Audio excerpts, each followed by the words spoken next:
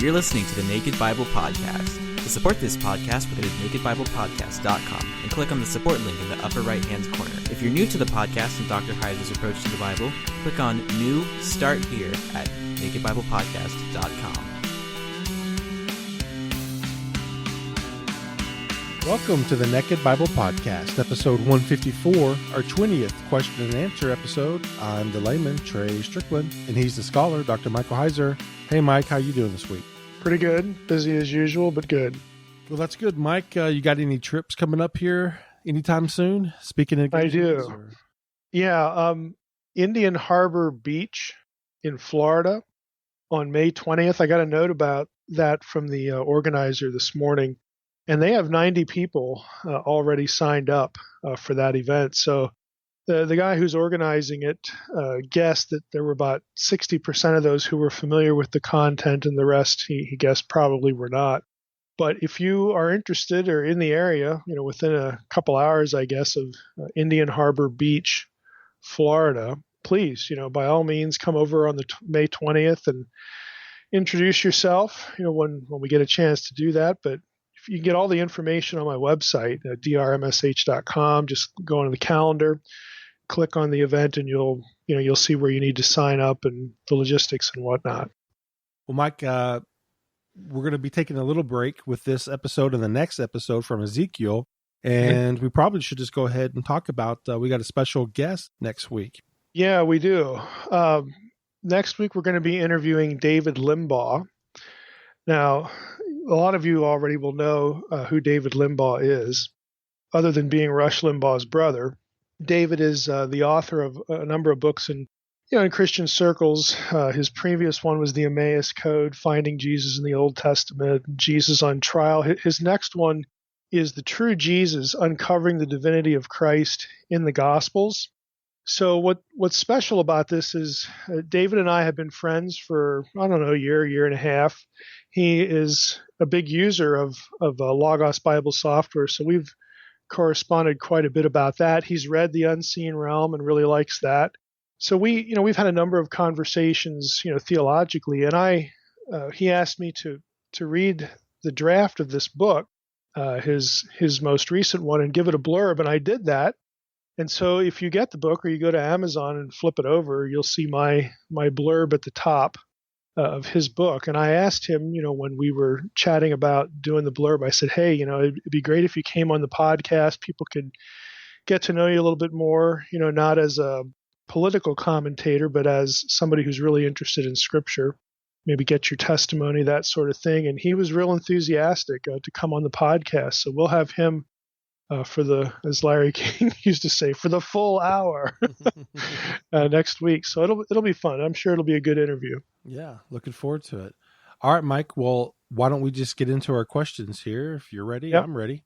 Sure. All right. Well, our first question is from Molly. She's got a couple questions.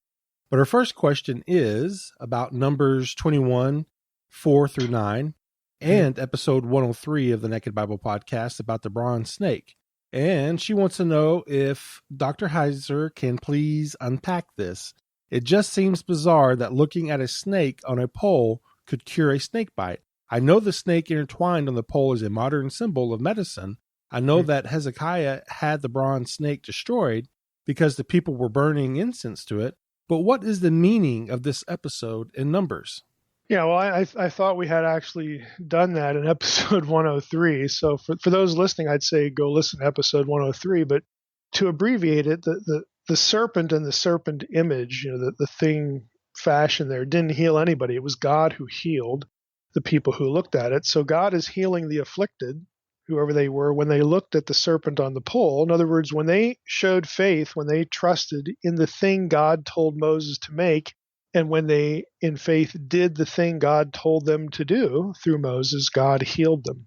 I think as far as the larger meaning, back in the episode in 103, we talked about how things like this, from a scholarly context, again, looking at the wider ancient Near Eastern context, we talked about sympathetic magic. We talked about the serpents being symbols of healing in the ancient Near East. And again, those things are what they are. If you're new to the podcast, sympathetic magic is the idea of how people would fashion an object that corresponded to something they wanted, the deity to do. Okay, that's sort of the classic example of this in the Bible is Genesis 31, the Jacob and Laban story, where Jacob lays out these different, variegated rods, and then the cattle there, have babies according to, again, what was laid out. Again, that is a classic example of sympathetic magic. But the issue with it is God told him to do that. So there you have in Genesis 31 an episode where God tells Jacob to do a certain thing to thwart, Laban's attempts to cheat him.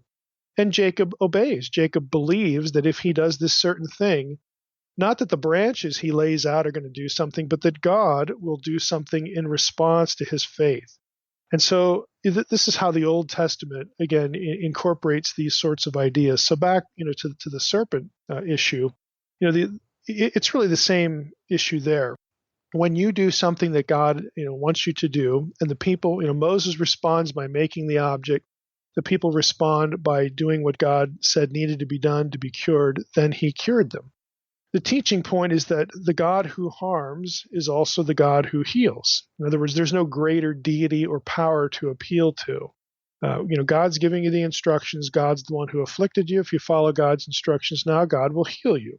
So it's a pretty simple teaching point. Now, if there was any connection to Egypt in terms of what was fashioned, what it looked like, and again, we aren't told, but again, just for the sake of the discussion, if there was any connection to Egypt back here, it would, again, because a lot of these people, the Israelites, had been in Egypt, it would have reinforced the idea that the healing had a divine source and not an earthly one, because they would have been familiar with, things like the Uraeus, the cobra, and the way the Egyptians viewed these things. But there would have been no ambiguity that, okay, we're healed not because of anything we could do to help ourselves. We're healed because of the power of God, and we're doing what God asked us to do.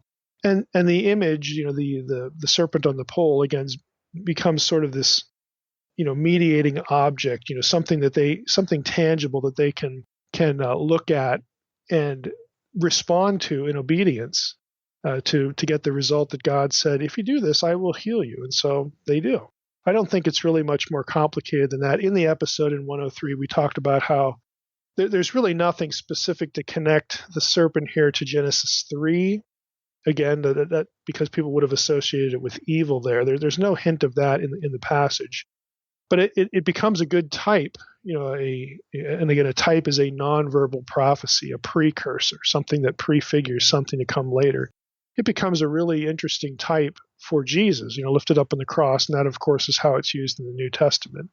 Again, responding in faith to the thing that God said, if you believe this, then you'll get XYZ result, eternal life, forgiveness of sins in the case of the cross. So it becomes a real nice analogy, nice typological prefiguring of what happens at the cross. All right, Molly, second question is, can you please discuss the arguments for putting the book of Daniel into early and into late? Yeah, this is a long and convoluted subject. I would, I'll just start off. Let's just talk about why the debate is even a debate. In other words, how it originated. I'm gonna actually use Stephen Miller's Daniel commentary. This is in the New American Commentary series, and this whole series is pretty conservative theologically. So it gives it gives the early date a fair shake here rather than just dismissing it. And in fact, I think defends it reasonably. And for the sake of the discussion, the early date of Daniel is the one that would say that the book was written in the 6th century BC. That is during the Babylonian period, during the events which are actually described, the historical context that's actually described in the book of Daniel. The late date of Daniel is centuries later, the 2nd century BC. So, roughly 400 years later. Now, you say, well, how did we even get to there being a debate? Well, Miller says this. He says, traditionally, it has been held that Daniel wrote the book substantially as it exists today, that the prophecy is historically reliable, and that its predictions are supernatural and accurate. Likely there was some modernization of the language as the work was copied throughout the centuries, but otherwise it originated with the prophet in the 6th century BC. In modern times, many scholars have maintained that the book in its present form was produced, and that's an important word, produced, by an anonymous Jew during the 2nd century BC, writing under the pseudonym Daniel, and that it consists of non-historical accounts and pseudo-prophecies. The purpose of the work in this scenario was to encourage Jewish believers in their struggle against the tyrant Antiochus IV, also known as Antiochus Epiphanes, who lived from 175 to 163 BC. In other words, during the Maccabean period in Jewish history between the Testaments. Now, this supposition, Miller continues, may be called the Maccabean thesis or hypothesis. According to this view, the book of Daniel would be the latest of the Old Testament scriptures. Often scholars who accept the Maccabean thesis identify the 2nd century writer as a member of the religious sect known as the Hasidim. Now, one more section from Miller. For almost 1,800 years, the traditional view, that is the early view, went virtually unchallenged within both Judaism and Christianity. Porphyry, who basically can be dated to the 200s, let's just the date that's given in Miller, but again, it's debated, but 232 to 303 AD, again, somewhere in that range. I don't know how precise we can actually be, but Porphyry was an exception to this. Eisfeld, who's a German biblical scholar, explains, quote, the Neoplatonist Porphyry in the 12th book of his polemical work entitled Against the Christians, unquote, indicated the 2nd century BC as the actual date of the book's composition and described the greater part of its prophecies as Vaticinia ex eventu, that is, it's Latin for prophecies or predictions made after the event. His polemic against the Christians has been lost. In other words, it's a document that we can't go read now. It has been lost, but its argument is preserved in Jerome's commentary on Daniel. Jerome is the guy who created the Vulgate, translated the Bible into Latin. Porphyry reasoned from the a priori assumption that there could be no predictive element in prophecy. According to Jerome, Porphyry claims that the person who composed the book under the name of Daniel made it all up in order to revive the hopes of his countrymen, not that he was able to foreknow all of future history, but rather he records events that had already taken place. Again, that's the end of Miller's quote, and of course he quotes other people within that. Porphyry's view ultimately was condemned by the church. Nobody really bought it, but that view now has become kind of a focal point, at least a touch point for the late view of Daniel. Now, I should point out that there are evangelicals who take the late view of Daniel and don't talk about Daniel the way that Porphyry did. In other words, they don't dismiss the idea that, prophets really can foretell the future and that God instructs them to do so in a number of occasions. They view Daniel, though, as, again, having this after the fact idea because it is a known genre in the Second Temple period. So there are a number of reasons why they would look at Daniel that way and not at another prophet and his predictions the same way. So it's not, we can't just call somebody who takes a late view of Daniel as a Porphyrian, if that's even a word. That would be an unfair criticism. It might apply, but it could be very unfair.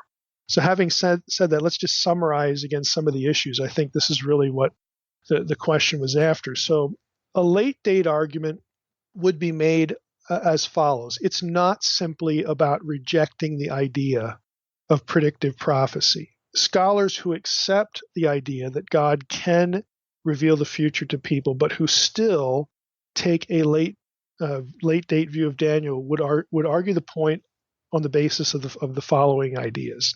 Number one, much of Daniel 9 through 11 does in fact fit the Maccabean period. Pretty closely, in fact. Only later material in Daniel, roughly from Daniel 11:36 onward, doesn't really jive well with historical events in the Maccabean period.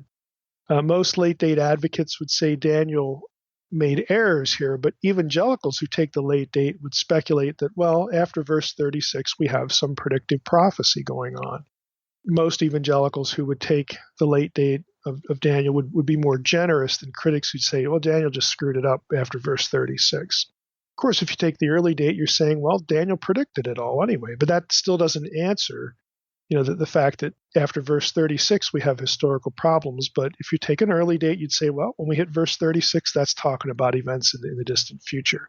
So late date evangelicals, many of them, I would say, to be fair, most of them, would say the same thing once you hit verse 36. So that was item number one. Item number two, you can argue the late date based on the fact that there are features of late Aramaic in the book of Daniel. Now, Aramaic's like any other language, like English. It goes through stages. Those stages are discernible. What an Aramaic writer would have done in the 6th century is going to differ from what he might do grammatically centuries later. And Daniel does have elements of late Aramaic in it. That's just a fact. It's just the way it is. Third, the presence of Persian and Greek words, which would both be later than the Babylonian period that the book itself describes, is an argument for a late date. In terms of Greek, I'm gonna bring in Gleason Archer here. I think Archer has a pretty good treatment of this issue, and he borrows a lot from an old scholar, Robert Dick Wilson, who was an old Princeton scholar, kind of a sort of a personal hero of mine, very early in my education. But Archer says this. These three words in Daniel 3:5 that are Greek, they're kitharis, psalterion, and symphonia.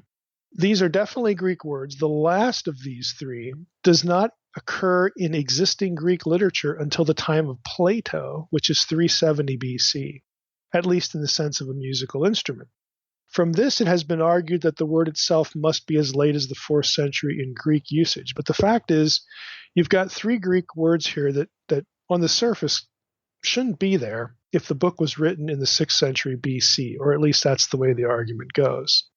Fourth item, Daniel in the Hebrew canon.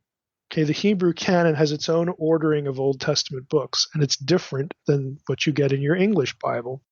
In the Hebrew canon, Daniel is not placed among the prophets. It's placed in the last section of the Hebrew Bible known as the writings, and there's a lot of late material in the writings. 5. The Jewish writer Ben Sira, who lived circa 180 BC, in his writings, the reference here is Sirach 40, chapters 44 through 50. He's listing significant Israelite or biblical characters in these chapters, and he fails to mention Daniel, although he does mention Isaiah, Jeremiah, Ezekiel, and collectively the 12 minor prophets. So some reason from that Ben Sira didn't know Daniel because Daniel didn't exist yet as a book. Sixth, scholars often fixate on the word Chaldean, which they say is late, and again, shouldn't be there if Daniel was written in the 6th century. And then lastly, the seventh sort of trajectory here is that Daniel is very obviously in the apocalyptic literature genre, which, if you're just sort of counting genre noses, in other words, the number of ancient books that have apocalyptic features, and you say, what are apocalyptic features? You have angels coming and talking to people specifically about the future. You've got sort of cosmic imagery about heaven and hell in the future, impending disaster, the ultimate afterlife, day of the Lord kind of stuff.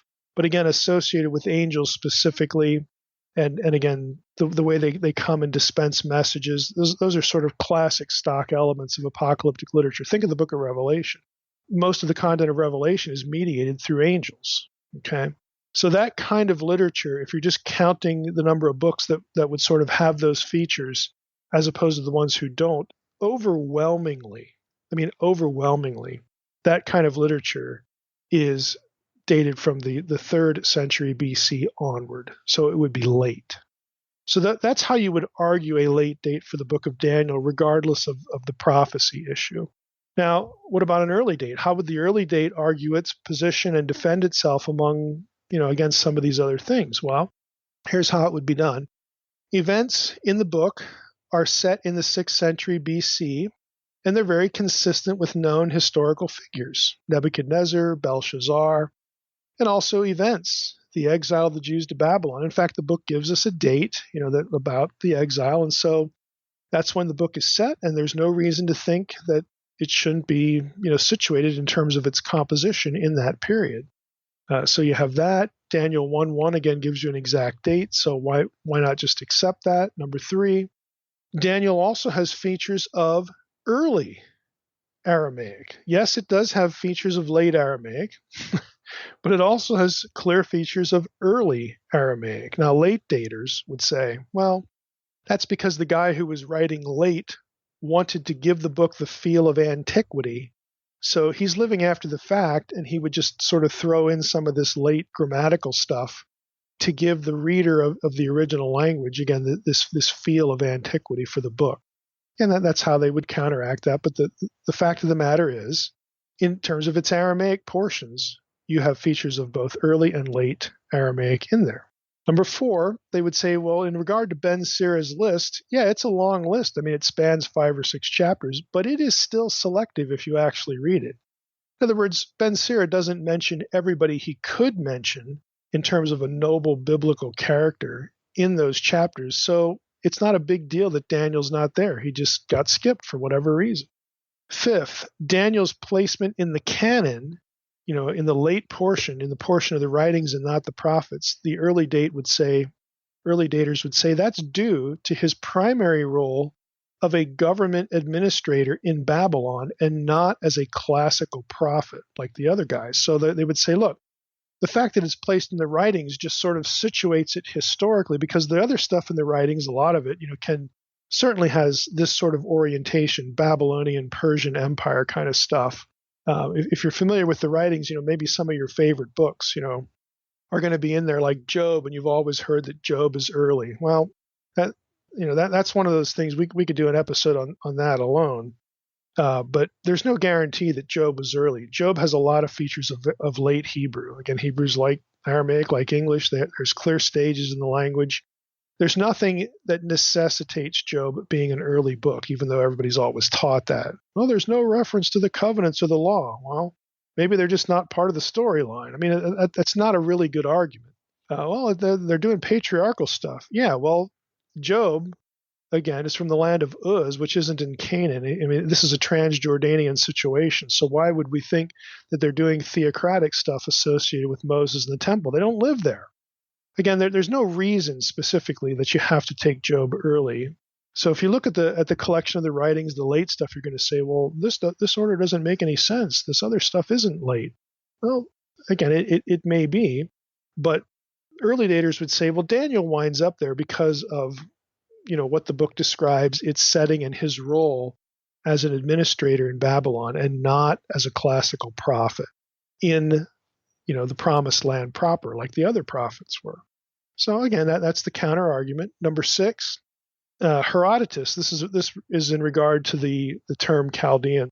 Herodotus, writing in 450 BC, uses Chaldean as a term. You say, well, that's still later than the 6th century. It is. But there are Assyrian records that go well before the Babylonian period that mention the Chaldew, in cuneiform inscriptions. And the Chaldew were again prominent officials in the bureaucracy. So R.K. Harrison's introduction to the Old Testament points that out. Robert Dick Wilson pointed it out in his work at the turn of the century, turn of the 20th century. The Chaldean argument really isn't that good of an argument for a late date, but you'll still see it. 7th, what about those Greek words? Well, I'll reference you to Archer here again, a little paragraph. Archer writes, we now possess less than 1/10 of the significant Greek literature of the classical period, and so we lack sufficient data for timing the precise origin of any particular word or usage in the development of the Greek vocabulary. I think that's a fair point. It should carefully be observed that these 3 words, again, that are in Daniel, are names of musical instruments, and that such names have always circulated beyond national boundaries as the instruments themselves have become available to the foreign market. These three were undoubtedly of Greek origin and circulated with their Greek names in Near Eastern markets, just as foreign musical instruments and musical terms have made their way into our own language, like the Italian word piano and viola. That's the end of his quote. Now, what Archer's saying here is, look, since these objects, these Greek terms are all about objects, musical instruments, just because they don't occur in literature doesn't mean that someone in the ancient Near East had never encountered one of these instruments, or the persons or person or persons who played them, who would have told them what the thing was called.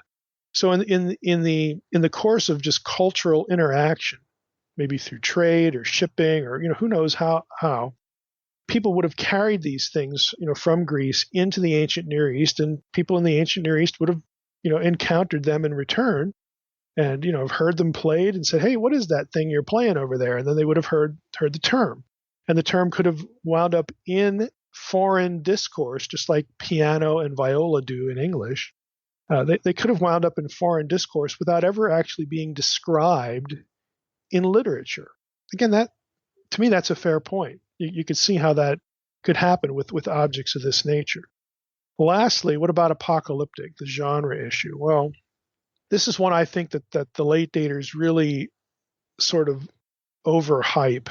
I'm not going to say it's not important. It is important, and there is an obvious mass of apocalyptic material that's late. That's all true. They're not making that up. But apocalypticism begins in Mesopotamian literature. And the best source of this, and it's dense reading, and it's really, really hard to find. Okay, it took me years to find this book. And that is by Helge, Helge Kvanvig, Kvanvig. The book is called The Roots of Apocalyptic, subtitle, The Mesopotamian Background of the Enoch Figure and of the Son of Man. Now, we all know from the content of this podcast that Second Temple Jewish material has deep Mesopotamian roots. And so the point here is that apocalypticism has deep Mesopotamian roots. This is not a 3rd century BC invention. Now, if Daniel is living in Mesopotamia, Babylon, the chances are reasonable that he could have encountered apocalyptic literature, apocalyptic stuff. Okay, or that what he is writing about the future, again, would have had some of these stock elements in it, just literarily. This is how you would write this kind of literature. And so Daniel is literate. He's well trained. We know this from the book of Daniel. He's trained in all the skills and the sciences and the knowledge of his captors. So if he's used to having a certain set of ideas conveyed with certain literary conventions, if that's what he's been educated in, it's not unreasonable to expect that his own material would have followed course, would have followed the mold, because that happens everywhere in the Bible. People write things using the literary conventions of how things are written. Because if you don't follow them, you look like a hack. You look like you don't know what you're doing. You don't look like a professional writer, is the point. So the apocalyptic argument is, it's legit, but it's not as powerful as you think. There is reason for debate here, but it's not a completely one-sided debate, is my point. So there you go. That's how the early view and the late view would be defended. And I'll wrap up just by saying this. Another quote here from, I don't know if I can even pronounce this guy's name correctly. His first name is in bad need of a vowel here. Let me buy a vowel. It's Zdravko Zdaravko Stefanovic. Okay, I don't know if I'm really messing that name up or not, but he wrote the volume in the Journal for the Study of the Old Testament supplemental series called The Aramaic of Daniel in the Light of Old Aramaic. What he does is he studies old Aramaic inscriptions, and he compares the grammar and syntax to what you find in Daniel. So he's starting out with certifiably old material, old imperial Aramaic, that sort of stuff that you would expect in the 6th, 7th, 6th, 5th century BC. And then he compares it to Daniel. Here's what he writes in his conclusion. Quote, the contextual discussion of the literary and grammatical features of old Aramaic texts, when brought into contact with Daniel's Aramaic yields the following results. Number one, the often assumed uniformity of Old Aramaic cannot be maintained any longer, since a study of the grammar of Old Aramaic inscriptions gives a different picture of this aspect of Old Aramaic texts. The Tel Fachria inscription, with its sizable number of unexpected phenomena, points strongly to this. Okay, number two, this study contributes to the present discussions of Daniel's Aramaic in that it presents answers to certain objections raised regarding the traditional dating of Daniel's Aramaic. Three factors must be accounted for in any conclusion on Daniel's Aramaic. They are geography, chronology, and the literary character of the text. Third, the text of Daniel in Aramaic, in its present form, including chapter 7, contains, and here's the payoff, a significant amount of material similar to Old Aramaic texts. The key desideratum coming out of this study is that the search for features of Daniel's Aramaic of an early date should be pursued more intensely in the future, unquote. So this is the most recent study, it's 1992, most recent book-length study on the Aramaic of Daniel. And basically he says, you can't date the book by the Aramaic. You just can't do that. It's got as many features of old as it does late, so that ain't working. It's not an argument that really, can be used as positive proof for a late view. So that's what I would say in response to the question. I know that was long, but that gives you a rundown on how each side is argued. And again, I understand why people care about it, even if you take the late view when you hit verse 36, though, unless you want to just say, well, Daniel's a screw up and this thing's full of errors now. If you don't want to say that, you still have to say he's predicting the future. So in one sense, it is about a theological commitment, even for late daters. And so I would stress, look, if you run into somebody who takes a late view of Daniel, you got to probe that a little bit with questions. Well, what do you mean? Do you rule out predicted prophecy totally for any portion of the book? And do you rule out predicted prophecy totally for the whole Old Testament or the whole Bible? I mean, if the answer is yes there, then you've got someone with a theological bias. But the answer might be no. Okay, and so then, you have a different discussion on your hands. So we'll just leave it there. All right. Colin wants to know what Zechariah 5 is about. Female angels, women with wings of a stork. What? Yeah, I would say the first piece of advice here is don't overly literalize the text. I mean, this is a vision. Visions characteristically have symbols. This is no exception. So the women in the vision are never called angels. That's the first thing. They're called women. In fact, verse 10 distinguishes the angel that is in the scene to begin with, distinguishes that angel from the women. So you have two features of the text that divorce the women from the angel category. Now, I'll grant this is a question because of the repeated ubiquitous imagery in our own day of angels having wings, something that isn't a biblical idea. It's medieval, okay? Or, I'll be more generous. It might be the result of a conflation of seraphim and cherubim with angels. In other words, assuming that seraphim and cherubim are angels, even though neither of those terms, seraphim, cherubim, are ever actually called angel, malach in Hebrew. They're never called that. But again, in our tradition, we conflate all of these things. We mash them all together. So again, I think really this is a result of early Christian medieval conflation of all heavenly beings into either good guys, those are angels, or bad guys, those are demons. And it's a simplistic angelology and demonology that we've talked about on this show and in my books a number of times. Now, having said that, though, even good commentators will somehow assume, some of them, that cherubim are like humanoid in appearance, and then they'll extrapolate that to this whole angel question. Again, even though they're never called angels. If you look at the Exodus references to the cherubim on the ark, okay, it never says that they're humanoid in form. Again, that's the movies or some artistic representation. The ones in Ezekiel have a human face, but they've got four faces. So there aren't really many people that have 4 faces. One of the faces is human in appearance, and they have hands, but the rest of it is creaturely. And again, if you go back and look at Babylonian art, you're going to find these features, and they're clearly not humans and not angels the way angels are actually described in the text. The way that angels are actually described is human looking. They look like men, they look like people, and they're never said to have wings. But again, these things get confused. Now, if you have Bible software, I would invite you. Do a lemma search for all of the places with Karuv and Malach, cherub, angel. You're going to come up with 0 hits. Okay, they don't occur in the same passage, right? They're just not there. Malach and kanaf, the word for wing, you're going to get 0 hits. Okay, these terms are not used to describe the other.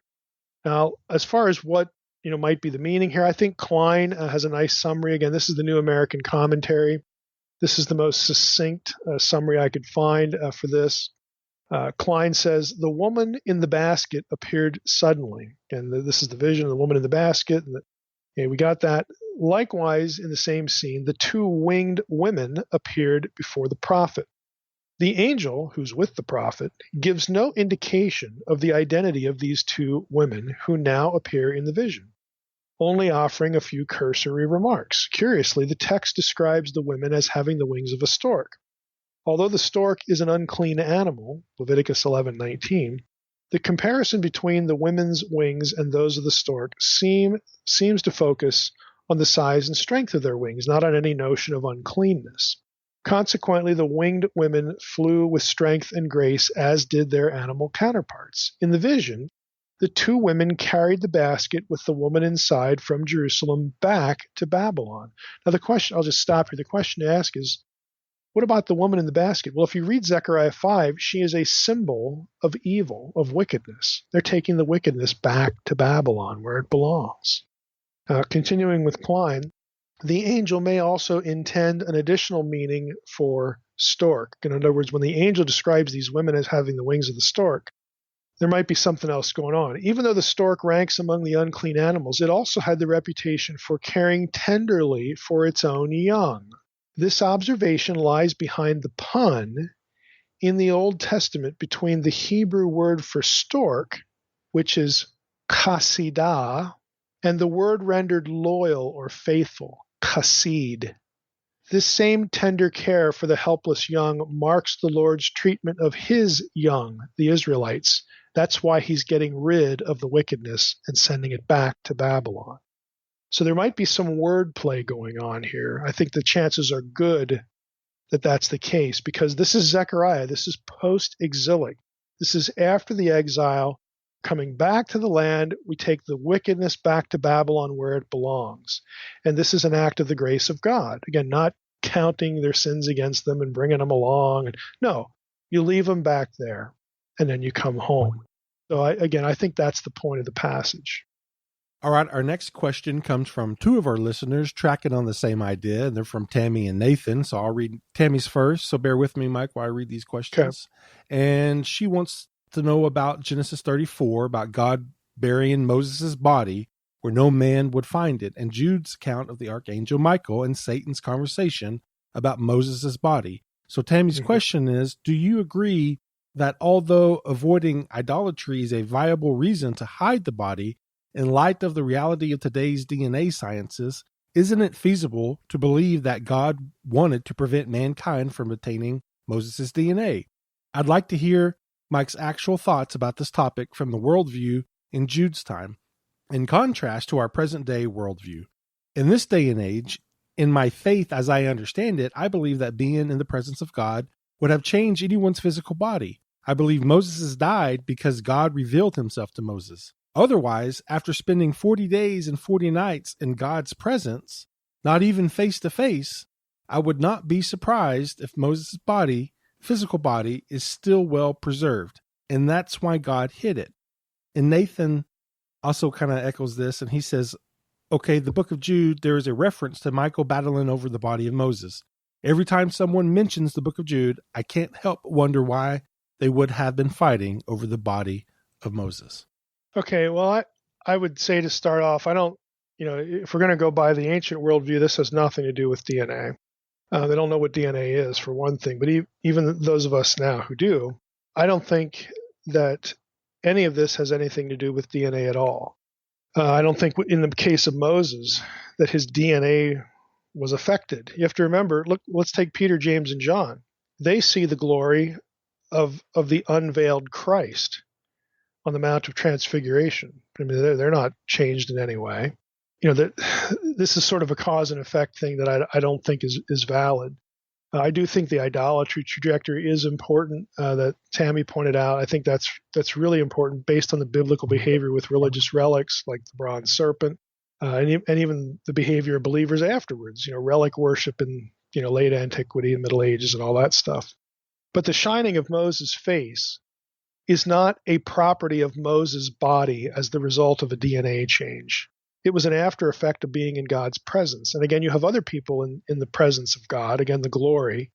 And incidentally, the Transfiguration has clear touch points with glory passages in the Old Testament, again, by design to associate Jesus with the Old Testament glory. And again, there's nothing going on there as far as, some visual change. So I don't think Moses' body was altered in any way. I think this was a visual after effect, probably because of the number of days and all that stuff. I don't think Moses' body was or is preserved. I don't think it would matter other than the situation with idolatry. When it comes to Jude, this is actually really a convenient question. So it comes at the right time because what I'm going to say about this dovetails on to what we just covered with Ezekiel 38 and 39 in part 2. So if you haven't listened to part 2 of Ezekiel 38 and 39, you may want to do that so that you can process what I'm going to say here. But let's just start here with a small quote from Baucham's commentary, and this will kind of give you a flavor for the standard view, at least among scholars. Baucham has spent a good bit of time on the epistles of Peter and Jude, and he's an expert in Second Temple literature, so it's a good source. But I think he sort of under argues a point because he's not as familiar with the Old Testament context as we wish he would be in this case. So in his commentary on Jude 9, again, which is the relevant verse about this conflict between the devil and Michael for the body of Moses, he writes, the words refer, in Greek here, to a legal dispute. And specifically the word that he picks out, in Greek it says to diabolo, dia krinomenos, okay, in debate or in debate with the devil, in debating the devil. The diakrinomai, or diakrino, the lemma is the legal word in question. It is legal vocabulary used elsewhere in the Septuagint, for example, and in other Greek literature. He says the words refer to a legal dispute. The devil, in his ancient role as accuser, tried to establish Moses' guilt in order to prove him unworthy of honorable burial and to claim the body for himself, unquote. Now that I think reflects the standard view. I have a little bit of a bone to pick with that because I think, honestly, we can do better.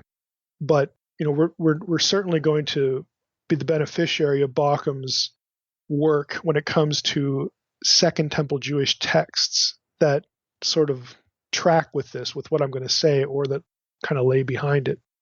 Now, here's what I would say. Jude 9, again, is related. I think it is fair to say that it's part of a tradition, or borrows from Second Temple Jewish thinking that the Lord of the Dead tried to claim the body of Moses. I think that's pretty obvious. The tradition, though Baucham doesn't seem aware of this, may extend from some of the elements we covered last time in part 2 of Ezekiel 38 and 39. Now think with me here, note that the place of Moses' burial has something to do with part 2 of our last episode on Ezekiel 38 and 39. Deuteronomy 34:6 says, and he, God, buried him, Moses, in the valley of the land of Moab, opposite Beth Peor. But no one knows the place of his burial to this day. End of quote. That's Deuteronomy 34:6. The description doesn't give us a precise location for the burial, but what it does say is interesting. The valley in the land of Moab, opposite Beth Peor. Sounds a lot like, and geographically corresponds to, the Valley of the Travelers, mentioned in Ezekiel 39:11. Now, if you listen to the last episode, I read a portion of the DDD entry on travelers, and I'm going to read this again, this little bit of it. DDD says, the Valley of the Ovarim, okay, that's the word for travelers, the Valley of the Ovarim is located east of the sea, in verse 11, Ezekiel 39:11. And we said, this is me interrupting now, we said the sea here is likely the Dead Sea, so it's in Moab. Okay, it's in that part of the world. It's in Transjordan. The Valley of the Ovarim is located east of the sea, again, which is probably the Dead Sea. So it was part of the Transjordan. This is a region which shows many traces of ancient cults of the dead, such as the megalithic monuments called dolmens, and place names referring to the dead and the netherworld, namely Ovot, which means spirits of the dead, and Peor, which relates to the Baal of Peor, the Baal incident there. Again, Baal is the Lord of the dead, and Avarim, Ha'ovarim. Okay, the place name Avarim, we talked about last time, how that likely, again, is related to or is named after Ovarim, the Valley of the Travelers. And who were the travelers? Again, you'd have to listen to the last episode, but basically this has to deal with this location being associated with the realm of the dead and the passing over to the realm of the dead, and that place was where the Rephaim were. Again, it's in the Transjordan. There were Rephaim, giant clans there, the giants of the spirits, the spirits of the dead giants or the demons, and all this kind of stuff. All this whole matrix of ideas again is in play, I would suggest, in this episode. It's part of the backdrop to understanding Jude 9 and the struggle over the body of Moses. Now, Ovoth and Avarim, again, just by way of summary here, were places associated with the realm of the dead and the Rephaim. It seems possible, to me anyway, and I would say it's even reasonable, that Moses would have been buried in the place associated with the realm of the dead, in this part of the Transjordan. This is the gateway to the realm of the dead. Well, we're going to bury him there, or God buries him there. The Rephaim were part of that underworld. Everybody goes to the underworld. Everybody dies. Again, you have to think like an Old Testament person here. Okay, you have to think like the Old Testament person. So, okay, he's right on the doorstep here. Let's bury him here, because this is the gateway to the netherworld where we all go. We all go to Sheol. Now, it was the hope of the righteous to one day be removed from the grave, okay, to be taken out of Sheol. So Sheol, again, all these terms, and we've talked about this many times on the show, terms like hell, terms like Gehenna, terms like Sheol, terms like the Valley of the Ovarim, okay, all these terms they're sort of linguistic or verbal necessities for us. They describe a place that actually, in reality, the spirit world does not have earthly latitude and longitude. These are places associated with death and where the dead go. Again, for whatever reason, we can't necessarily completely capture the reasoning behind some of these terms and the places, but words like heaven and hell, and we still use words like passing over and all that. We do that because we're trying to describe the transition of the embodied life in this world, the world we know, the world we inhabit, and a world that is for the disembodied, or a different kind of body, or the spiritual place, the afterlife. And the only way we can describe that is to use terms of place and terms that involve latitude and longitude as though they were places. Okay, so this is what we've got going on here. So it shouldn't shock us that Moses winds up getting buried in a place that was associated with the passing over from this life to the next, the realm of the dead. Well, why would God send him to hell? God isn't sending him to hell. Okay, God is burying him. He's taking Moses' life. Okay, if you want to put it that way, it's time for Moses to die or to depart from this world, if you want to resist the conclusion that Moses died, and some people want to argue that, but whatever. God is removing him from this terrestrial world and putting him in the next world. Okay, I think you have to conclude more than that, because there's talk of a body here, but I'm trying to be generous here. So we've got a situation where it's time for Moses to depart into the next life, into the afterlife. Now, in the afterlife, there are good parts and bad parts in the spiritual world. We still think this way today, even though we have a New Testament. We go to the spiritual world. Okay, the body, the soul, spirit separates from the body. We die. We go to the spiritual world, and that there are good parts to that. There's a good place and there's a bad place. Again, we use the same kind of descriptors here is the point. And so, if we look at the passage in that way, Moses, again, his death, his departure, is associated with the valley of the Overeem, the realm of the dead. Now, let's go a little step further. I would say if you're looking at it that way, it is in turn quite understandable if there arose a Second Temple tradition about the body of Moses. Again, arguably Moses is the central figure of Israelite history. So if a tradition arose that Moses' body was contested by the Lord of the dead, in other words, the person in charge there, Baal, or Baal-zebul. Again, Baal becomes the Satan figure, all that sort of stuff. The Lord of the dead, who in the Second Temple period in the New Testament is identified as Satan. Okay, it seems to suggest, though, that there was some sort of contention about not letting Moses pass to the good place. In other words, like to punish Moses, to contest, Moses' ultimate destiny. It seems reasonable that again, this idea could have arisen because of where Moses is buried and because of who else is there, okay, in this place.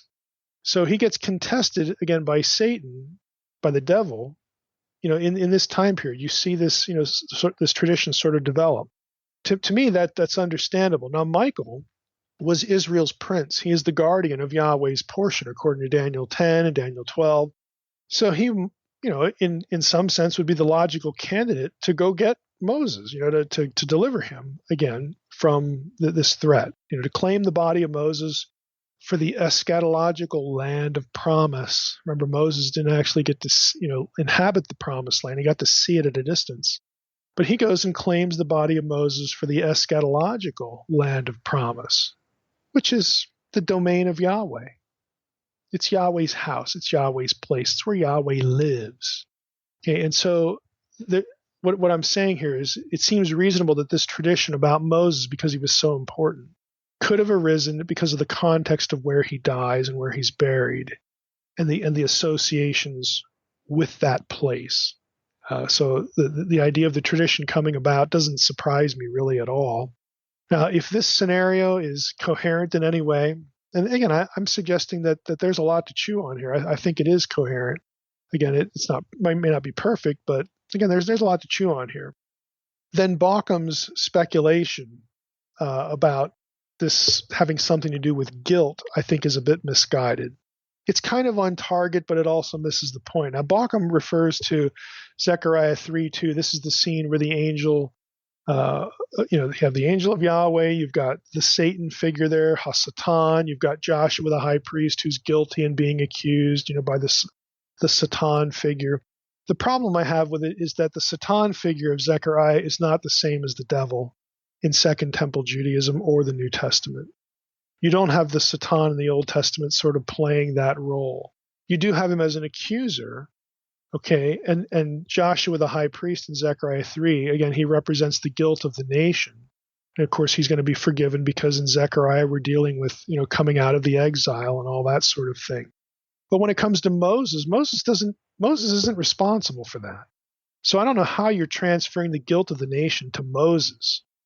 It just doesn't make any sense to me. But again, this Baucham tries to connect these two things, I think, because this is where you get Satan vocabulary that might be useful to, understanding Jude 9. But that's the part of his, and again, probably fair to say a majority argument. That's the part that I'm just saying doesn't make a whole lot of sense.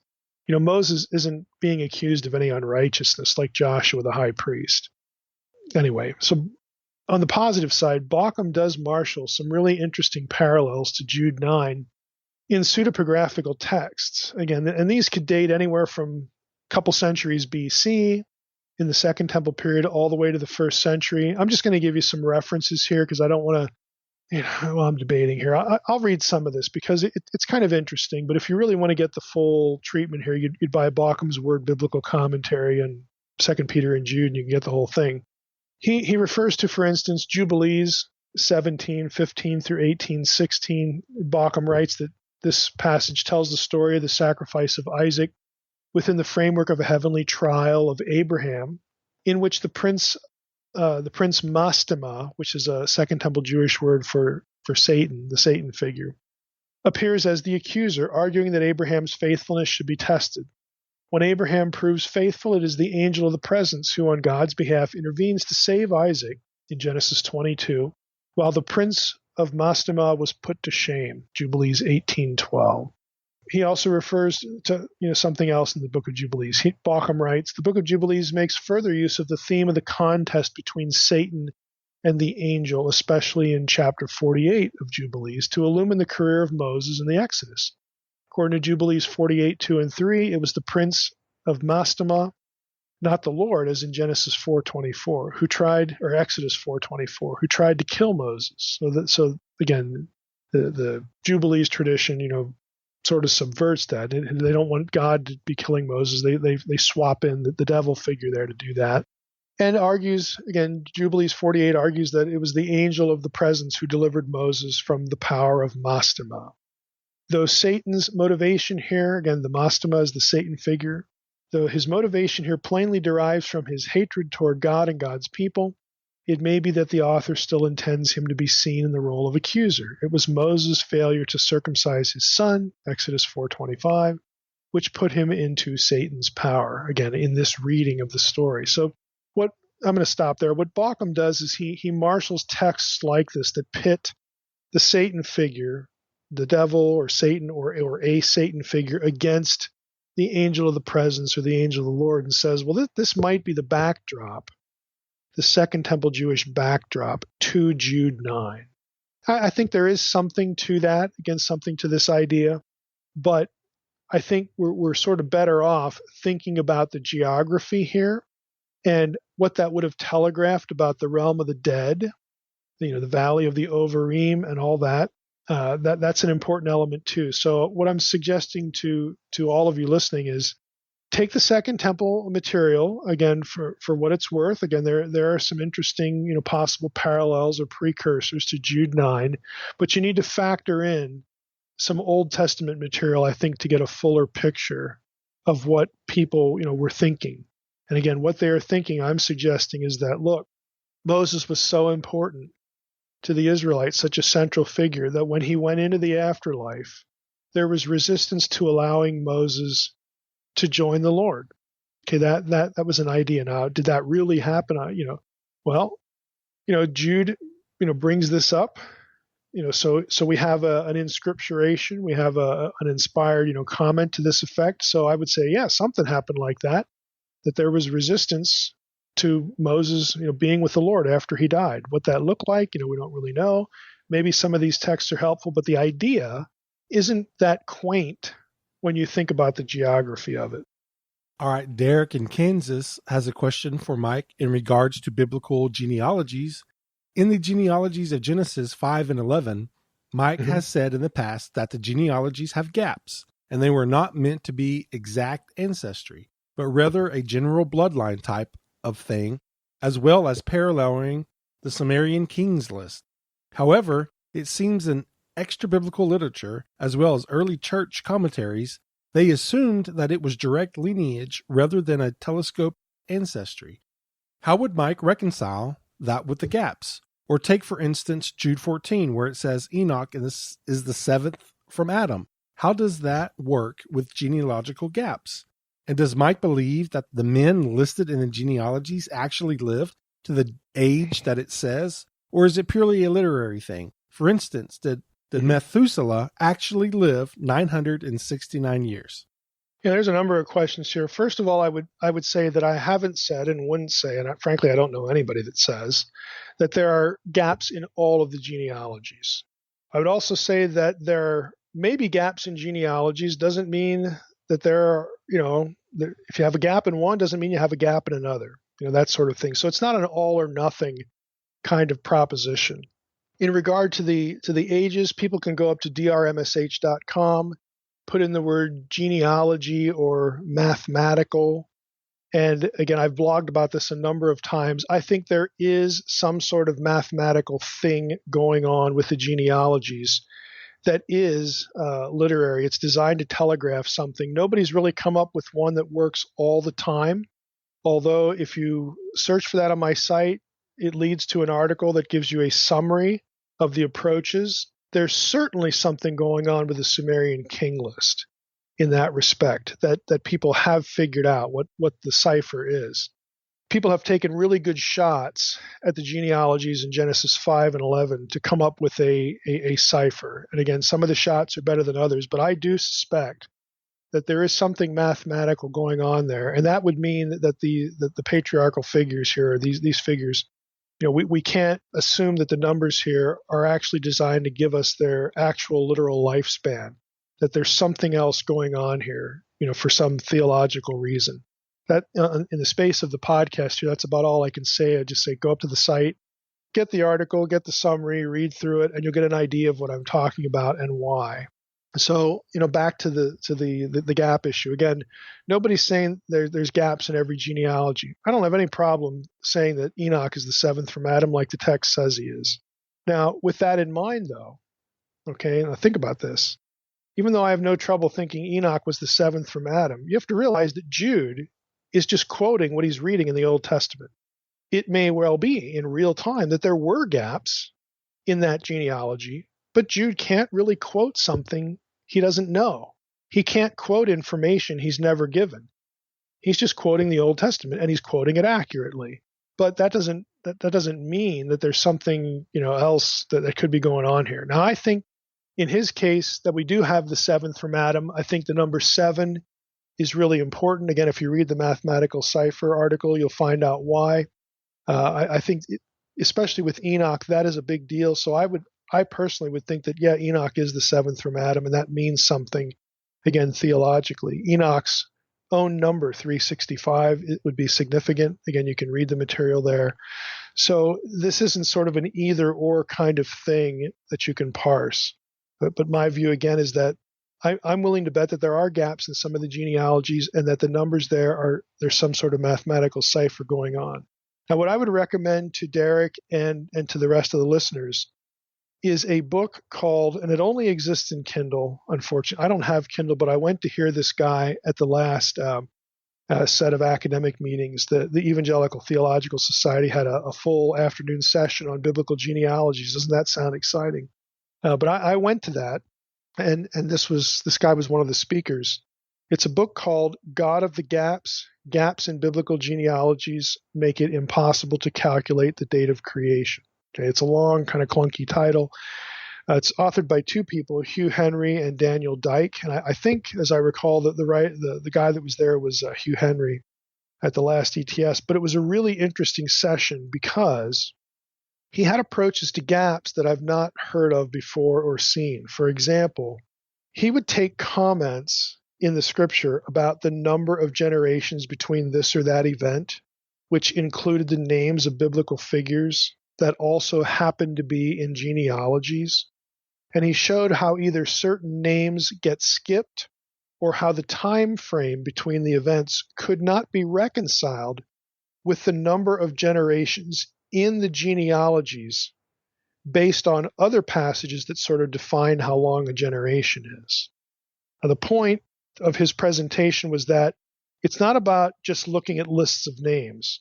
You have to look at statements made about figures and about time periods, about X number of years between this and that event or between generations, and then go look at the genealogy and ask yourself, well, could this number of generations in the genealogy, could it account for that number of years that we know has to take place because of the Bible's own chronology?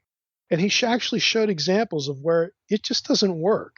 And so again, his hypothesis was that the genealogical information is selective.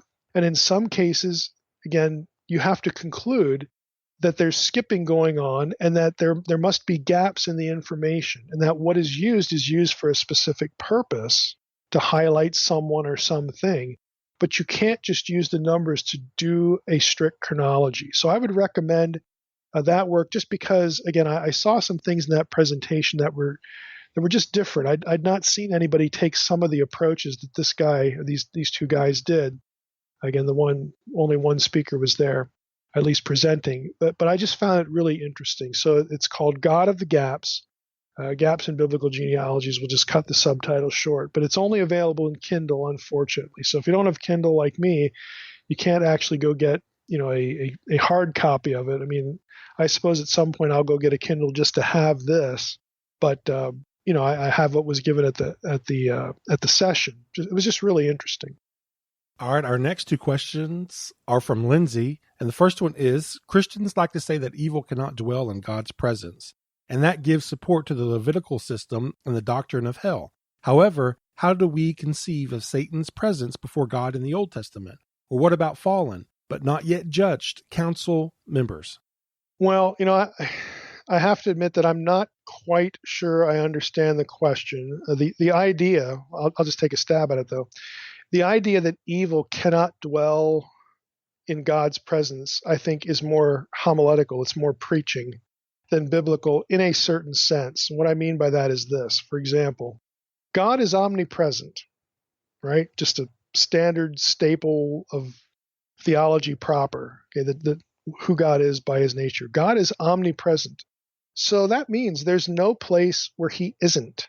And so evil is in his presence pretty much all the time. And the same is true in the spiritual world, since there's no part of that world off limits to God. You're either omnipresent or you're not. And God is omnipresent. I mean, this is something that Scripture teaches, I think, pretty clearly. And so God, quote, coexists with fallen divine beings all of the time. So that's why I say this idea to me is more preaching than it is really careful thinking biblically. Now, I say all that to say that I'd have to know what verses Lindsay is specifically thinking of for this idea that evil can't dwell in God's presence. I'm not going to take a stab at specific verses. I know there are some that suggest some idea there like that, but I'd have to know what the specific verses are before venturing too much further. But if I were to throw caution to the wind for a minute, I would add again that a term like hell is an afterlife term. It's not a place with latitude and longitude. It's a place in the spiritual world, and God is a resident in the spiritual world by definition. So that alone shows us that there's some sort of coexistence with other parts of the spiritual world and their inhabitants, because there is no place where God isn't. Consequently, again, I think that the point of any passage about God not wanting evil in his presence is really better understood as some teaching point or statement about defilement, or the fact that God doesn't tolerate evil in the sense of ever approving of it. Now, the Levitical system was about teaching humans the difference between them and God. Again, that's pretty transparent. It was about teaching people about his otherness, or between the difference between God's space and normal mundane space, sacred space versus other space. I doubt if divine beings don't know that there's a difference between where God is and where they are, or something like that. So I think there's a bit of a disconnect there too. But again, catch the main point. God is omnipresent. He is everywhere. There is no place where God isn't. And so in that sense, he is in the, quote, presence of evil and rebellious divine beings a lot. So that idea, or that theological reality that is scriptural, needs to have an impact on any verse that talks about God not liking evil in his presence. There has to be a relationship struck between those two ideas, but without having a specific verse to jump into, I think that right now that's about all I can say.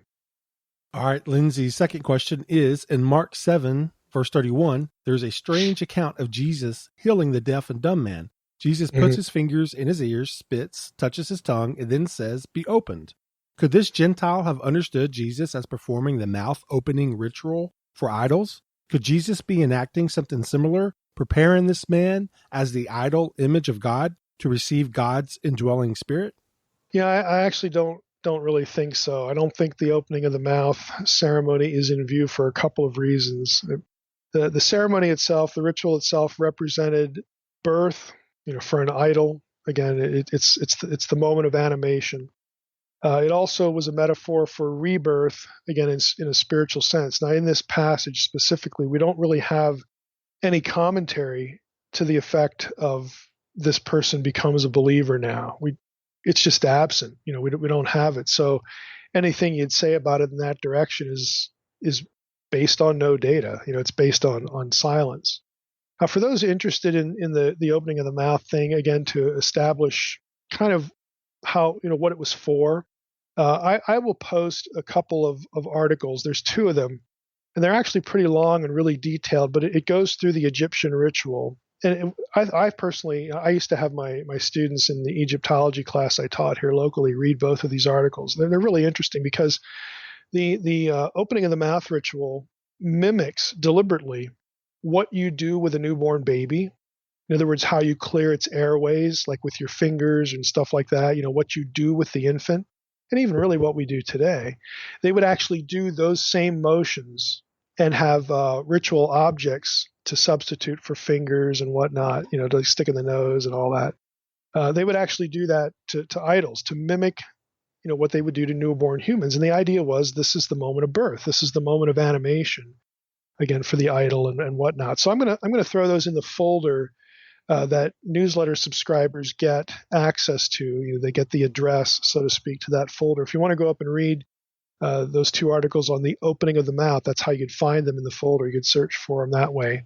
If you're into this kind of stuff, I think you'd find them really interesting. Now, let's go back to Mark 7.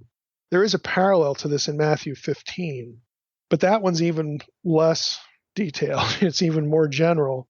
Both of the episodes in Matthew and Mark respectively precede the feeding of the 4,000. So again, we know that there's a parallel here even without much detail. To be honest with you, there's really not much written specifically on this question like you get with the spitting in the dirt and making clay. We've done an episode. It was either an episode or there was a Q&A on that about how there's a Dead Sea Scroll that ties Jesus spitting in the dirt and making clay and healing someone that way. It ties that to Jewish tradition about how God made man in the creation narrative.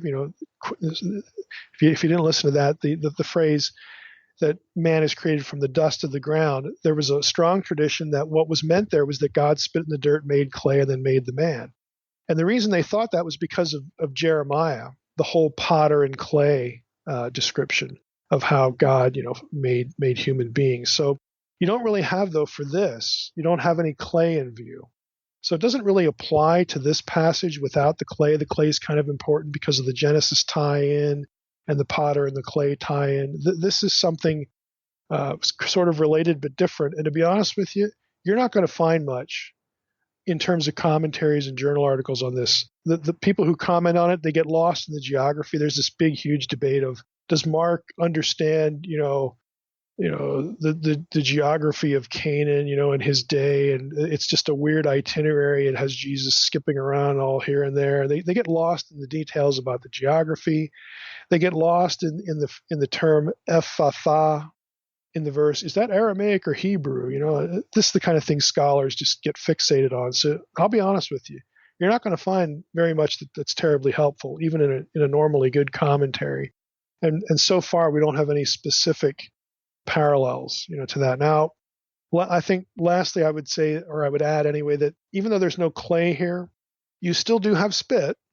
Okay, so if you went back and listened to that earlier episode, spit did have, something to do with the act of creation. So I suppose that you could have had somebody think when they read this passage, somebody in the first century might think of a creator, but I'll be honest with you, I think it's a stretch because of the absence of the clay element. Again, the clay was important because of the potter and clay metaphor for that we get in Jeremiah. So that's probably not much help. But again, I don't think it's the opening of the mouth ritual. I don't think we have the real necessary elements, the point of that ritual specifically. We don't get those details mentioned in the passage.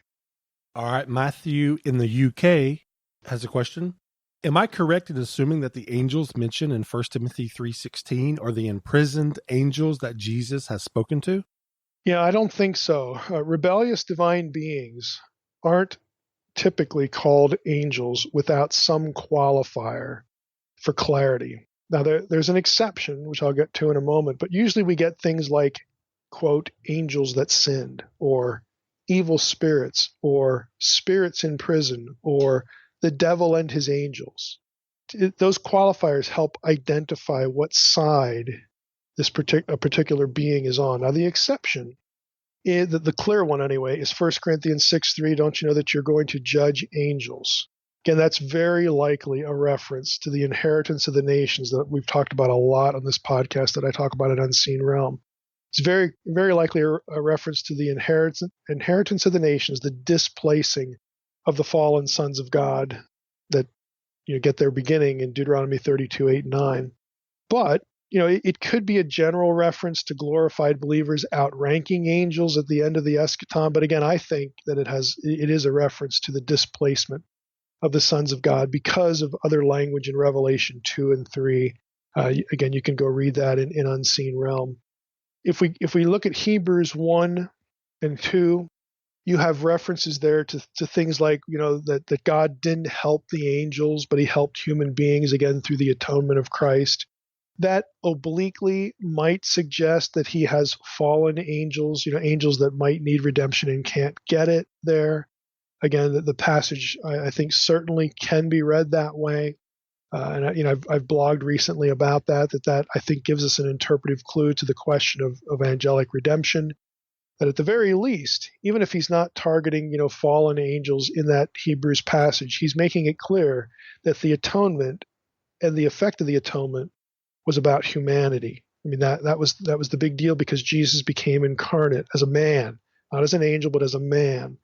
So again, that's an oblique reference. So it's not quite as clear of an exception that 1 Corinthians 6:3 would be, but usually we get some qualifier, again, to make the situation clear. And we don't have that in 1 Timothy 3:16. I would be, with the mass of commentators here that would say scene of angels in that passage is probably best interpreted as the angels at the tomb, Luke 24:4. And I think even more specifically, Matthew 28:2. If you go to Matthew 28:2, let me just turn there real quickly. It says, "Behold, there was a great earthquake, for an angel of the Lord descended from heaven and came and rolled back the stone and sat on it." Okay, and then it describes his appearance. It's an angel of the Lord. So some angel, from God moves the stone, rolls the stone away. Now, are we to presume that he never saw Jesus, or Jesus didn't pop out and say, "Good job, this is what you were supposed to"? I mean, you'd have to assume that he never saw the risen Savior, which to me is really a stretch. So I think that what we have in that reference, scene of angels, is probably best understood as the opening of the tomb scene, the resurrection, kind of situation. Look at the order in 1 Timothy 3:16. He was manifested in the flesh, vindicated by the Spirit, seen by angels, proclaimed among the nations, believed on in the world, taken up in glory. I mean, you can create something of a chronology for that. It's not really precise because he's taken up in glory, before, the gospel really advances to the nations. So it's not a really good chronology, but it has all the elements there of like the book of Acts. And at least you could argue, as many scholars do, well, the beginning of this is the incarnation and the resurrection through the power of the Spirit. And then you have the seen by angels thing, which happens again after the vindication by the Spirit, which again, most scholars would say is a reference to, the being resurrected through the power of the Holy Spirit, which, is language that you get from other passages. And so since angels follows that, a lot of commentators would say, not a lot, but almost everybody, would say that scene of angels here is about the resurrection scene, the tomb scene. And I think that's pretty reasonable here. All right, we'll end with Corey's question. What are some questions Mike wishes people would ask him, either regarding theology or even personal goals? What would Mike most enjoy helping people understand at this point in his life and work? It's such an open-ended question. I should mention to start out, people could ask questions for Q&A that are personal questions, and I don't mind that at all. Off the top of my head, I'll tell you what I want to say, Trey. I want to say, yeah, I'd like people to ask, why did you let Trey win the fantasy football? Yeah, boy, you can't help that. That's unstoppable right there. Yeah. That's not a choice. That's honestly, as I saw that question, that's the first thing that popped into my head. But getting a little more serious, I would sort of have two answers to this. One is, it's nice to be able to explain to people why I do what I do, specifically, in terms of stuff that I do outside biblical studies, kind of like the fringe stuff, like you read on Paleobabble, like why was Mike in the Ancient Aliens Debunked documentary and all that stuff, UFO religions, why do I write fiction that's paranormal and supernatural stuff and, UFO stuff, science fiction stuff, why do I do those sorts of things? And the second one would be, what books would I like to write in the future? And these things actually sort of dovetail. So I'm gonna kind of just go off the top of my head here, even though I did make a little list. I have a little list, I should say, in a spreadsheet of books I'd like to write. So I can open that up here and take a look at that, because those are the two things. Why do you do what you do outside of pure biblical stuff, naked Bible stuff, and then what do you hope to produce in the future?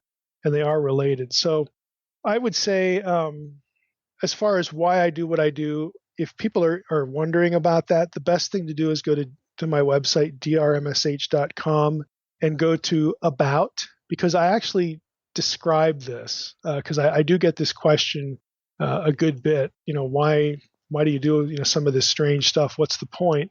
And most of the time people ask, and they genuinely want to know. I mean, sometimes, you're dealing with somebody that just wants to sort of poke fun at it. And that's fine as well, because I love to talk to those people, because I congratulate them on finding the group of people out there who don't need good thinking. Thank you for that. So these are the people that we should just leave alone and let them basically go to hell if they're lost, because they believe lots of stupid stuff. So again, and I'll put it that way too, to people, thank you for identifying the people that we shouldn't care about, or that as biblical scholars, we can just sort of dismiss. Thanks for that. And that usually shuts down the kind of, person, who just wants to poke fun at it. Because my next question, my follow-up would be, well, what are you doing? Can you suggest something better? And better isn't leave them alone. Okay, can you give me a positive substitute? I'm willing to take your advice and your instruction, your good suggestions here. And by that time, they usually clam up. So the point, again, is well taken. I do this because I don't like when people get misled, whether it's about biblical stuff or in these other realms. Because to be honest with you, these other realms, the Paleobabble stuff, the weird, Christian Middle Earth, or just Middle Earth in general, non-Christian Middle Earth, ancient aliens, Gnosticism, zeitgeist, all this stuff has a tremendous reach. We're talking millions and millions and millions of people filter things like the Bible and Jesus through those things. And if you don't have anybody who has good theology and who cares, if you don't have anybody occupying that space, sort of, standing in that gap just a little bit, if you don't have anybody doing that, guess what? People aren't going to hear that, what? The Bible doesn't really say that. Or, what? You're really misunderstanding this passage, or you've been misled by someone who says this or that about the Bible or about Jesus or about God. If you don't have somebody doing that, they're not going to find it. We'll just trust the Lord. Okay, we'll trust the Lord. Well, when we trust the Lord, I mean, at least in New Testament thinking, we get off our butts too. We actually try to do something so that God has some person to actually use to influence people. Okay, so that's really why I do what I do. But you could read the About page. I care that people don't get sucked in by what I call cyber twaddle on the internet about the Bible and the ancient world. I care that they don't swap in extraterrestrials and aliens and psychic this or that for theism. Okay, I care about that. I care about how science fiction topics, like an extraterrestrial reality or transhumanism or artificial intelligence, and all these things are actually related. People who don't understand that they're related don't have their head in the material. So I guess we can give them a pass for that. But all of these things are related, and they are all attempts to displace theism and Christianity. Science fiction and the paranormal capture the imagination by offering a means to our own divinity, and glimpses of other reality. Space is heaven without the biblical God. Again, these are very simple thoughts that propel lots of what people encounter on the internet. They propel major motion pictures. They propel comic books. Somebody needs to have their head in that material.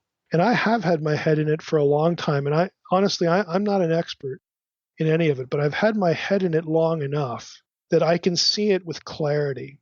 And so, it'd be great to have more help. It'd be great to, instead of having people kind of, chortle over it, it would be great to have people, who were invested, had high content knowledge, or subject matter expert, helping to produce good things to just, for the person who their faith is the new age, or their faith, you can't really call it the new age anymore. Their faith is the post-Christian, techno-scientific, extraterrestrial, quasi-paranormal, new physics sort of model. Okay, the person that is their religion, they just, again, need to be brought into a theological conversation. And the way to do that is not to say, hand them a tract and say, come to church next week. The way to do that is to try to engage them on their turf. And the only way you can do that is to go out and meet them and have a decent amount of knowledge about how they think. So that's why I do it. Now, what do I want to write? I mean, there's all sorts of books I want to write. I would like to write not just one, but several books on a Christian approach to the paranormal.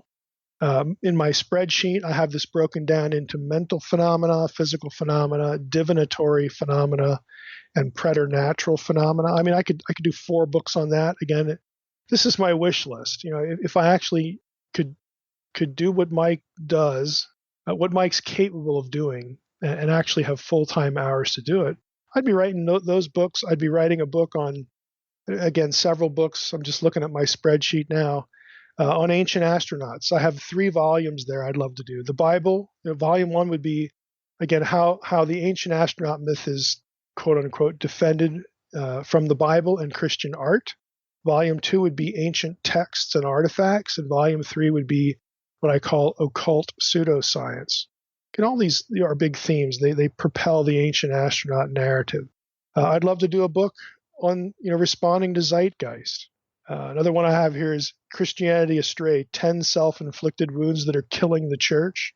Again, that's more sort of inside baseball, and I think the stuff the church is doing to itself that really harm it now and in the future. I'd like to do a book on infant salvation. I think it would be really a wonderful topic.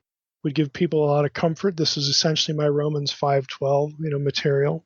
That just gives you an idea. Now we're going to do some of that. We're going to do as much as we can in video with the Fringe Pop TV show. If you don't know what that is, then you're not a subscriber to my newsletter. We are in the process of creating a TV show that will not air until probably close to 2018, but a response show to all things strange and weird, all things fringy. Again, and it's not a debunking show. It's not a beat down kind of show. It's here's this fringe topic. What's worth thinking about here? What's real and what isn't? It's about clear thinking, logical thinking, primary sources, linking what you think to evidence that's real, and then sort of going from there. Now, if you've listened to Paranormal, again, our podcast, it gives you a bit of an idea. But we're gonna condense it into episodes that are 20, 25 minutes long. We have a studio now. We've got nice props. We have some people committed again to give their time. I mean, there are things in process that I'm not going to take podcast time here to go into too much detail. Again, if you want to know, you have to subscribe to the newsletter because that's when I'll give links to pictures of this or that, or talk about it in more detail.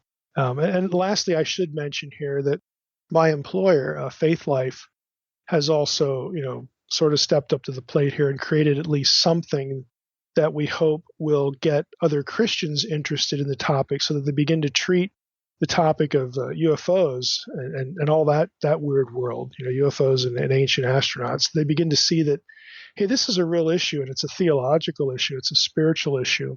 So Faith Life, they have a streaming TV channel, and almost a year, last summer, we filmed what has become a 90-minute sort of documentary that we're calling Aliens and Demons, the search for an unseen realm with a question mark, I think.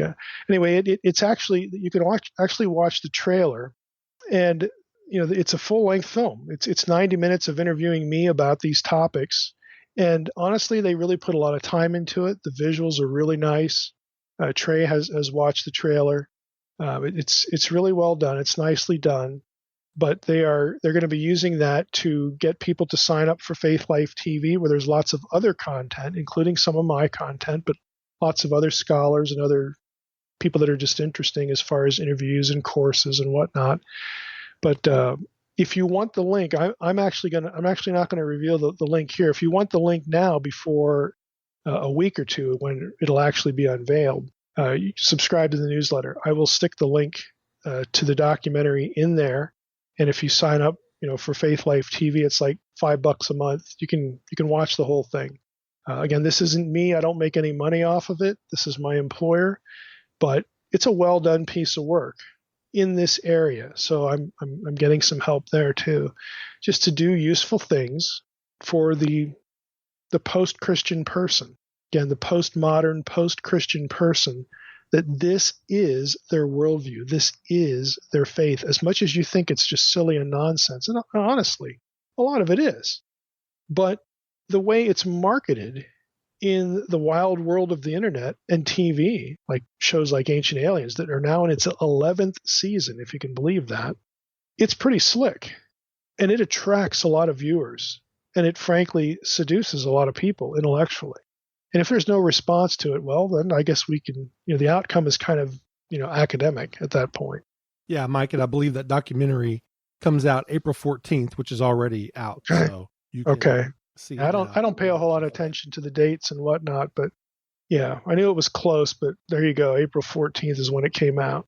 And also, Mike, at the beginning of the show, you mentioned you're speaking in Florida on May 20th, but you've got a couple more speaking engagements in Chicago on May 2nd.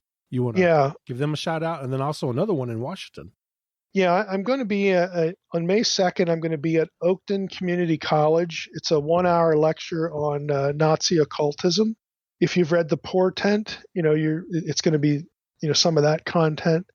I don't know what the facility holds in terms of the room that they're going to have us in, but you could again go up to my website, click on the event on the calendar. You'll get the contact person, their email. Professor there at the community college. So I'm going to be there on May 2nd. And May, what was it, the 13th? I'm not looking at my calendar. 13th, yeah, here locally in Washington, Sunrise Baptist Church. A friend of mine here at the company, Miles Custis, who works, in our editorial department. And Miles has a master's in biblical studies, biblical languages. His church is having me in for a day to talk about where we got the Bible. So that's actually a day event, a whole day event. We'll have lunch in between. So those are the things in May coming up. All right. Sounds good, Mike. Well, that's it. Just like that, we're done. And I just want to remind people, don't forget to send me your questions at treystrickland@gmail.com. You can get that on our nakedbiblepodcast.com website. And when you do send me your questions, don't forget to include where you're from. And Mike, we appreciate you answering our questions, and just want to thank everybody else for listening to the Naked Bible Podcast. God bless. Thanks for listening to the Naked Bible Podcast. To support this podcast, visit www.nakedbibleblog.com. To learn more about Dr. Heiser's other websites and blogs, go to www.drmsh.com.